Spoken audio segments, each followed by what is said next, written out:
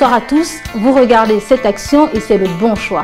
Ravi de vous retrouver dans cette émission entièrement consacrée aux actions des associations et organisations non gouvernementales en Afrique et pour l'Afrique. Pour ce numéro, cette action se lance à la découverte de l'Union gabonaise des enseignants pour la culture francophone, qui œuvre pour la promotion de la littérature francophone. Regardons. À la question de savoir à quoi peut bien nous servir nos intellectuels, l'Union gabonaise des enseignants pour la culture francophone répond que pour son domaine, il s'agira de faire honneur à la littérature africaine en posant des actes concrets au Gabon et au-delà. Depuis son avènement, l'ensemble du corps professoral que forme cette association a effectué des tournées dans l'ensemble du territoire gabonais afin de réveiller l'amour des œuvres littéraires africaines en général et gabonaises, en particulier chez les jeunes. Zoom sur les années 2013 et 2014 qui ont été enrichissantes et porteuses de fruits consommés.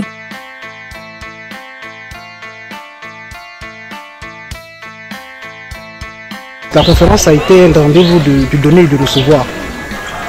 Sur quoi nous avons eu, si l'honneur, je me répète, de recevoir un éminent auteur de la littérature gabonaise qui est M. Narcisse Ivimenyo, auteur de Matinées sombres. En général, la littérature gabonaise est inspirée de la tradition gabonaise qui marque plus la femme et expose plus la femme dans sa tradition. Les ouvrages de la littérature gabonaise, il y a beaucoup qui sont inscrits au programme de terminale mais qui ne sont pas à la portée de toutes les bourses. Donc il est très difficile pour un élève, surtout au niveau du BITAM, de se procurer une œuvre de la littérature gabonaise. Mais cette année, on a l'exception d'étudier Paroles des vivants d'Auguste Moussirou Mouyama. Fini l'image abstraite des professeurs de français lotis derrière des bibliothèques, pas très actifs. Terminer cette autre image, tout aussi abstraite, des enseignants de philosophie que l'on percevait comme des rêveurs, eux, nous nous en souviendrons. La femme, c'est l'apôtre, c'est-à-dire le poteau central d'une maison, ce qu'on appelle l'apôtre. Et la femme, c'est ce socle sur lequel repose la famille. Or, quand le poteau central se casse, qu'est-ce qu'il fait? L'édifice s'écroule. C'est sur la femme que repose une famille.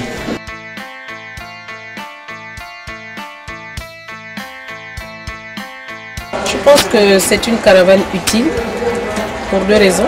Premièrement, elle fait connaître les auteurs gabonais que nous ne connaissons pas tous, comme je vous l'ai dit tout à l'heure. Et ensuite, elle participe à l'amélioration de l'apprentissage du français. Donc, son usage multiple a un impact favorable sur tous les points.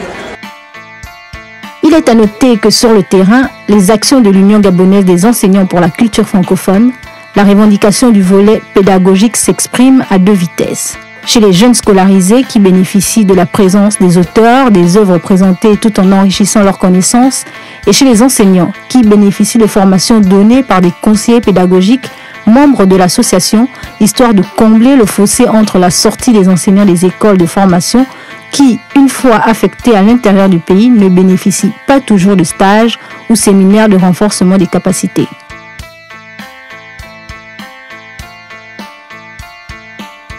Face à vous, le président de l'Union gabonaise des enseignants pour la culture francophone, M. Alno Mathieu Egouan, vous êtes également professeur certifié de lettres à l'institution Immaculée Conception. Tout à fait cela. Alors, parlez-nous un peu de l'association gabonaise des enseignants pour la culture francophone. Alors, l'Union gabonaise des enseignants pour la culture francophone, en abrégé UGF, est née dans l'année scolaire 1998-1999. Alors, l'objectif était de regrouper initialement des enseignants de langue française, c'est-à-dire tout enseignant qui dispensait son cours en langue française. Et au fur et à mesure, on a surtout remarqué qu'étaient restés dans l'association essentiellement des enseignants de philosophie et de français. Donc ce sont ces enseignants qui font surtout le gros de notre troupe. Pourquoi avoir mis en place cette association? Et parce qu'on s'était rendu compte qu'il y avait un vide au niveau associatif pour les enseignants et nous pensions qu'en nous regroupant, il y avait possibilité non seulement de travailler sur les méthodologies de français, mais aussi de promouvoir la littérature gabonaise dite en langue française. Essentiellement, c'est ce que nous avons au Gabon. Et on s'est également rendu compte qu'il n'y avait pas une grande place pour les élèves.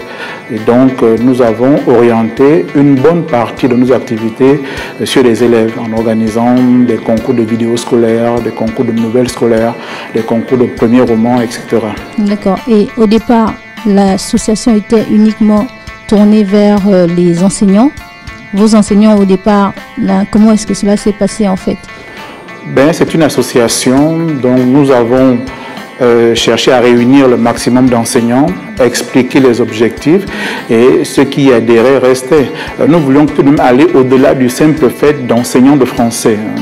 Ça existe d'ailleurs, il y a une association spécifique pour cela. Nous avons surtout voulu parler de culture francophone. Donc au-delà de l'enseignement du français, qu'est-ce que l'on peut faire ressortir de bien, de positif, qui servirait aussi bien aux enseignants qu'aux élèves. D'accord. Le contexte était-il favorable à la mise en place de cette association? Oui, parce que pratiquement 15 ans après, l'association est toujours vivante, toujours aussi dynamique et nous enregistrons toujours des adhésions. Même s'il est vrai, nous sommes dans un pays où le fait associatif n'est pas tout à fait marqué dans les esprits, même s'il est vrai qu'il est difficile de réunir en même temps tous les membres de l'association. Mais le fait est qu'ils savent que l'association existe et que lorsqu'il y a des réunions importantes, une bonne partie se présente tout de même. Et par rapport aux activités que vous meniez, les objectifs de l'association, comment est-ce que vous organisiez la mise en place de ces objectifs? Comme toute association, l'UGF ne vit essentiellement que des cotisations de ses membres.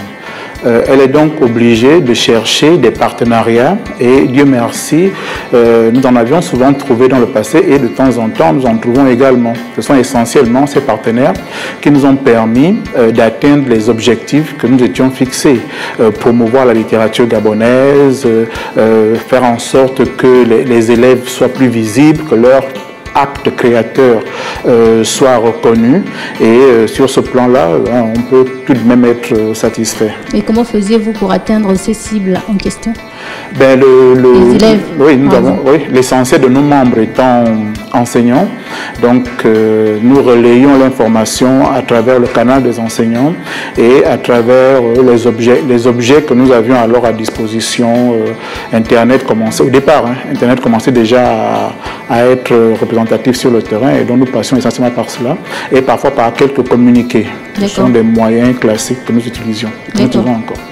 Par rapport aux activités que vous menez, quelle est l'activité phare qui attire le maximum d'adhérents? Disons que les activités que nous menons sont le fruit de consensus. Nous organisons en chaque début d'année, comme cela se fait dans n'importe quelle association, une réunion, une sorte d'assemblée, si vous voulez, assemblée générale, et nous nous mettons d'accord pour les objectifs à atteindre à court, moyen et long terme. Et donc, chaque enseignant est évidemment libre de proposer son projet, et s'il requiert l'adhésion du plus grand nombre, nous le retenons.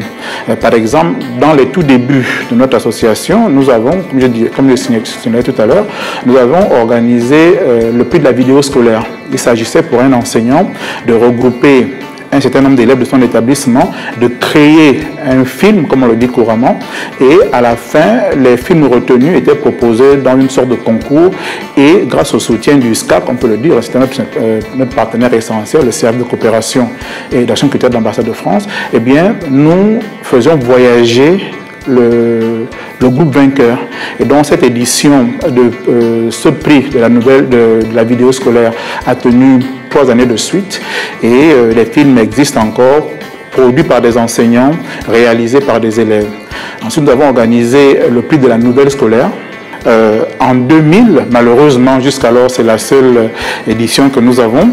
Et donc, il s'agissait de lancer un concours pour tous les élèves qui, au moment du lancement justement du prix, n'avaient pas encore d'œuvre sur le marché pour avoir à peu près des élèves de même niveau.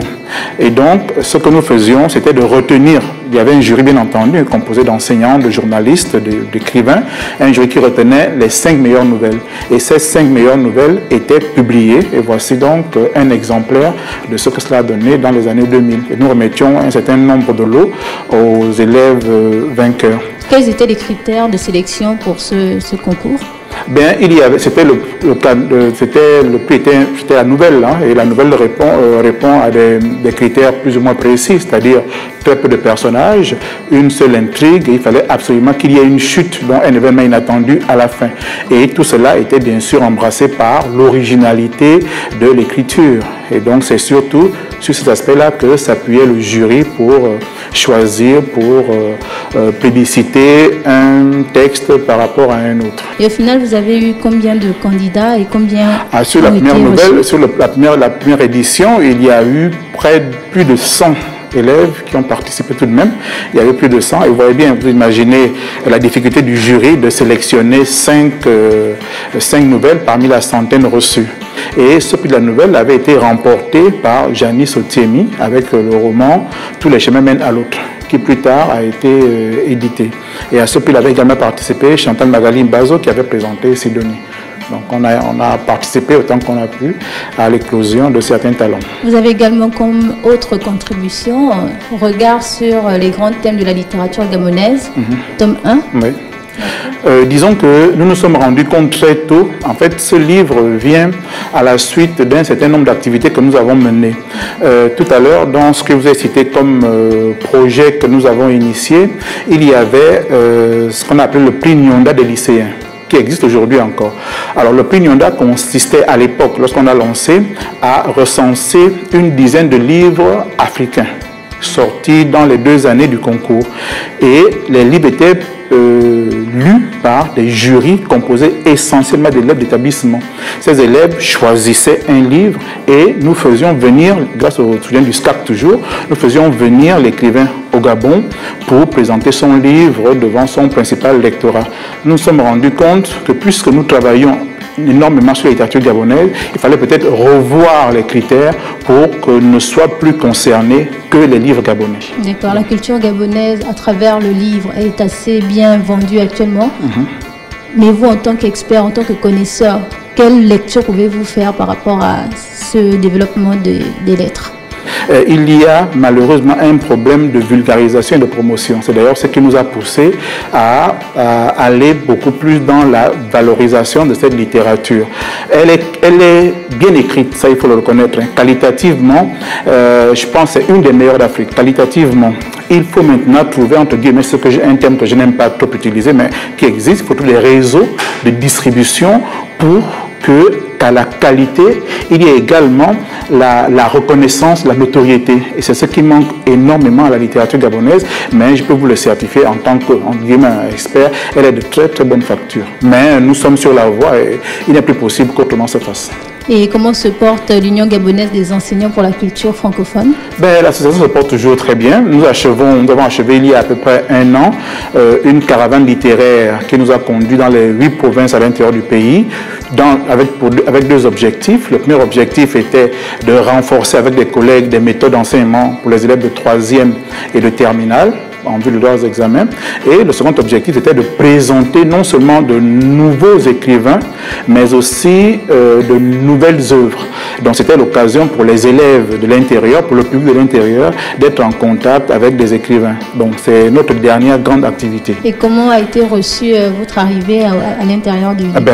Vous savez, beaucoup nous apprenaient qu'ils rencontraient seulement un écrivain. C'était la première fois qu'ils rencontraient un écrivain. Vous imaginez donc. Alors, on nous a demandé de de relancer une autre caravane, mais la caravane elle est très coûteuse et maintenant nous sommes à la recherche de partenaires. Nous pensons que d'ici peut-être début 2016, si tout va bien, nous pourrons relancer la 3e édition de la caravane littéraire. 3e édition, d'accord. Et par rapport à vos membres, comment est-ce que cela se passe pour adhérer à l'association? C'est une association ouverte à tous les enseignants. tous les enseignants. Et même si des stagiaires sont intéressés, ben, ils sont parfaitement bienvenus dans notre structure. Il n'y a rien de particulier. Vous assistez à la réunion ou en candidat libre ou en observateur. Si ce qui se fait vous intéresse, vous pouvez au cours de la prochaine réunion, par des voies que nous avons, ben, proposer votre adhésion. Je crois l'inscription, l'adhésion c'est 2000 francs je crois et 2000 francs la mensualité. Et les différents bénéficiaires des activités, ceux qui écrivent des livres, est-ce qu'il y a un suivi après par rapport à ce qu'ils font? Nous avons remarqué, puisque nous sommes enseignants, donc nous savons particulièrement ce qui se passe dans le monde de l'éducation, surtout en ce qui concerne le français. Alors nous nous sommes rendus compte depuis 10-12 ans déjà qu'un élève gabonais bien formé, de très bon niveau, pouvait parcourir toute sa scolarité secondaire sans être en contact d'un livre gabonais. Et cela ne signifiait pas que les livres gabonais n'existaient pas dans les programmes. Cela signifiait que la littérature gabonaise était incrustée dans la littérature négro-africaine. Ce qui fait en sorte que, puisqu'on demande à un enseignant de prendre une œuvre par rubrique, dans le cas du Gabon par exemple, vous avez 3 rubriques. Parfois c'est difficile à expliquer, mais vous avez une rubrique littérature négro-africaine, à l'intérieur de laquelle on retrouve la littérature gabonaise. Vous avez une rubrique à part entière littérature française et vous avez une rubrique à part entière littérature étrangère. Vous vous rendez compte tout de même de, entre guillemets, de l'incohérence, parce qu'au Gabon, on devrait logiquement avoir une rubrique littérature gabonaise, puisqu'il existe une rubrique littérature française. Et donc, l'enseignant avait le choix. Si on prend une classe de 4e, par exemple, l'enseignant avait le choix entre les Matiti, qui est un livre gabonais de Ibra Fredindon, et par exemple le Mandat de Sembène Ousmane, Maïmouna d'Abdoulaye Sadji, etc. Et si l'enseignant décide de prendre Maïmouna, il n'est pas en faute, parce qu'on lui dit qu'il a le choix entre toutes ces œuvres-là, pourvu qu'elles soient de la rubrique littérature négro-africaine. Alors, quel est l'apport de l'Union gabonaise des enseignants pour la culture francophone? Nous avons eu le relais, et beaucoup d'autres associations, parmi l'UDEG, beaucoup d'associations ont pris le relais, à tel point que, à partir de l'année prochaine, par exemple, pour la première fois, nous aurons une imposition, parce qu'avant, ce n'était que des propositions. À partir de l'année prochaine, nous avons le document du directeur de l'IPN, Institut de pédagogie nationale. Il y a imposition d'au moins un livre gabonais par niveau et par an.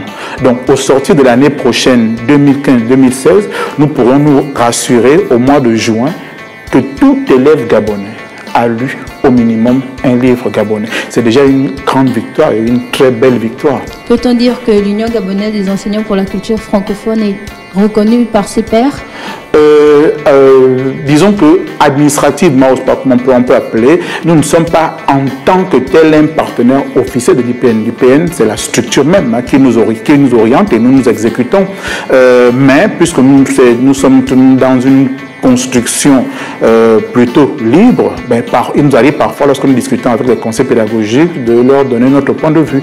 À notre avantage et à l'avantage de tous, ce sont plutôt des personnalités ouvertes et donc les discussions se déroulent plutôt en très bonne intelligence.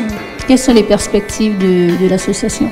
Eh bien, toujours avoir plus de membres, parce que plus il y a de membres, plus il y a d'idées et plus il y a de possibilités. Nous souhaitons que les partenaires comprennent que la culture est essentielle et que tout ce que nous faisons a comme objectif d'aider non seulement l'enseignant, mais également et surtout peut-être les élèves à être mieux assis, à être plus cultivés, à s'investir véritablement dans le fait culturel et intellectuel gabonais. Surtout que les jeunes actuellement, ils ont le système des messageries, code de messagerie plus ou moins codé, d'accord? Qu'est-ce que vous faites par rapport à ce genre de cas, ce genre de situation? Il faut avouer que devant l'impressionnante armada de réseaux de communication, l'enseignant est bien impuissant. Ce qu'il faut faire, ce qu'il faut s'atteler à faire, c'est montrer aux élèves qu'il y a des lignes de démarcation, qu'il y a des contextes, des situations et qu'à un contexte dépend une façon de faire. Donc ils sachent que hors de l'école, à la limite, ils sont libres de la langue qu'ils utilisent, ils sont libres de la langue qu'ils écrivent, ils sont libres d'inventer une langue. Mais une fois à l'intérieur des murs de l'école, ils sont obligés de respecter un certain code. Bon, de ce que j'ai pu voir au niveau des épreuves qui demandent aux élèves de rédiger, je ne suis pas persuadé que ce message codé nuit fondamentalement à la manière d'écrire. Parce que les meilleurs élèves que nous avons sont également des élèves qui passent parfois 1 heure sur leur tablette, sur leurs ordinateurs, sur leur téléphone. Ce qu'il faut juste espérer, c'est que les parents également nous aident à ce niveau-là, en circonscrivant le téléphone, parce que c'est pas possible qu'un élève ait un élève ou alors un enfant en âge scolaire ait son téléphone, je sais pas moi, 20 heures sur 24, c'est pas possible. Il y a à ce niveau, il y a des choses à faire. Dans l'établissement, de façon générale, au Gabon, on interdit le téléphone portable à l'école. C'est déjà un bon point de départ, même si c'est vrai que ce n'est pas tout à fait respecté, mais au moins la loi estime, la loi de l'établissement, le règlement intérieur estime que l'élève n'a pas à avoir avec lui cet outil dans l'enceinte de l'établissement. Il faudrait que les parents également créent des lois internes pour réduire autant qu'il est possible l'utilisation du téléphone, qu'il soit véritablement un moyen de communication et pas une raison de jouer, etc. Et les activités en cours, peut-être? Bon, nous démarrons en octobre la 6e édition du Prix Nyonda.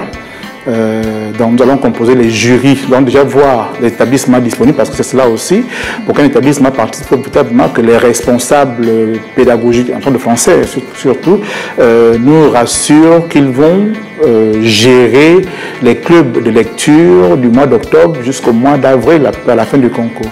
Donc nous nous rassurons de cela tout le mois d'octobre, et dès début novembre, en principe, le concours est lancé. Donc ce sera toujours le même principe. Nous allons choisir, à partir de critères que nous allons définir, nous allons choisir des œuvres gabonaises sorties ou en 2015 ou en 2014 que nous proposerons aux élèves avec certains critères. Ils choisiront une œuvre et nous allons inviter l'auteur lors d'une manifestation culturelle ici à Libreville. Et là, il y a une question qui me vient à l'esprit, c'est par rapport à la disponibilité en fait des œuvres gabonaises pour les élèves. Voilà, comment est-ce que... Mais disons que les œuvres sont tout de même, elles sont disponibles. Non, attends, ces œuvres que nous proposons pour le concours par exemple, non, c'est nous qui fournissons les œuvres. Oui, c'est nous qui achetons. Non, les œuvres ont un énorme travail, mais qui est uniquement un travail intellectuel. Lire, apprécier et noter. Mais tout ce qui est de l'achat du livre, de la disposition du livre aux élèves, relève de l'association. Nous nous occupons de tout ce qui est avant la lecture. Avant la lecture. Donc ce sont vos livres. Ce sont des livres que nous achetons.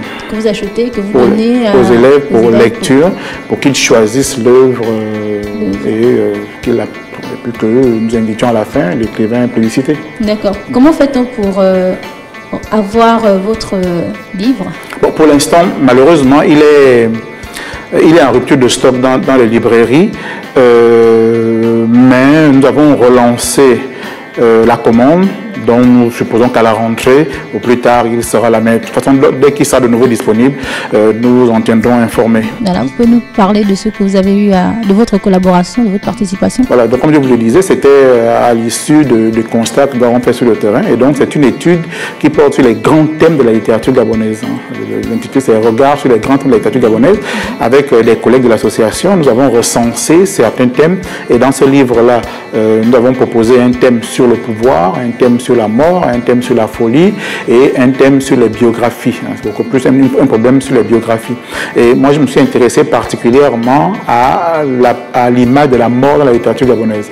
Je me suis rendu compte que peu importe l'œuvre que l'on parcourt, enfin peu importe, j'exagère, mais à peine, peu importe l'œuvre gabonaise que l'on parcourt, d'une manière ou d'une autre, se présente en filigrane la mort.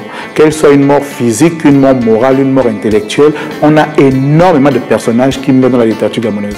Je me suis donc intéressé à cet aspect pour voir la raison pour laquelle il y avait autant de décès physiques ou intellectuels ou moraux, autant de décès dans la littérature gabonaise. Donc c'était surtout cela ma contribution. Il y a eu... Et quelles étaient votre conclusion par rapport au thème que vous avez étudié? Je me suis dit que ça, en fait, il n'y a pas eu une grosse création particulière de ma part, puisque certains écrivains l'avaient déjà relevé. Par exemple, Pierre Moudjegou avait déjà considéré que l'écrivain gabonais est trop proche de son environnement. Et il suffit que l'environnement soit morose pour que cela se ressente dans son écriture. Donc, effectivement, je suis arrivé à cette conclusion-là. L'écrivain gabonais ne rêve pas suffisamment. Il est trop attaché à ce qui se passe. Il crée, mais son imaginaire du moins de façon générale, hein, est véritablement porté sur le vécu et pas sur ce qu'il imagine.